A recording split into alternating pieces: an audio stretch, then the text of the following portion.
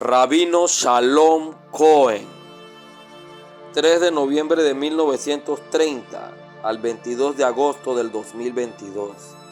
Fue un rabino sefardí jaredí israelí y fue Rosh Yeshiva de la rama de la ciudad vieja de Porat Yosef Yeshiva y el líder espiritual del partido político Shas.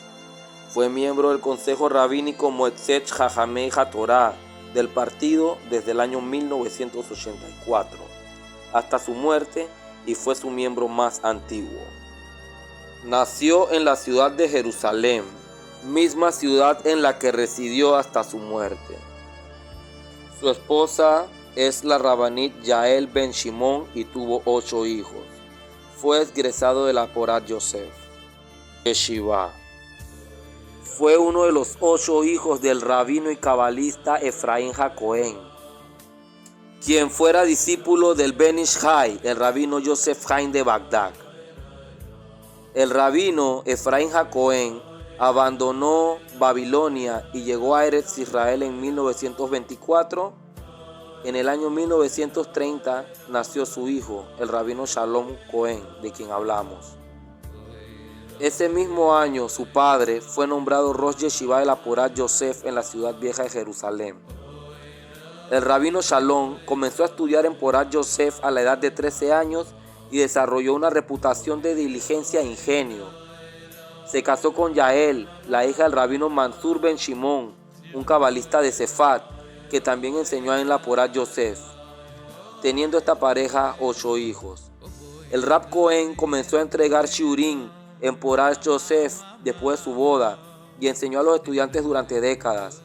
Fue nombrado Rosh Yeshiva de la rama de la ciudad vieja de Porat Yosef Yeshiva en el año 1966. Aunque su padre y su suegro eran cabalistas, él mismo no lo era. El rabino Shalom ingresó a la arena política por primera vez en el año 1984, cuando accedió a la solicitud del rabino Jajam Obadiah Yosef de apoyar a la fundación del partido Shas y servir en el nuevo consejo rabínico Moetzet Jajamei HaTorah. En abril del 2014, 6 meses después de la muerte del Rab Yosef, Cohen lo sucedió como Nasi, presidente del consejo. Promovió la enseñanza y el crecimiento de la Torá y la educación de acuerdo a los fundamentos verdaderos de la Torá en todo Israel.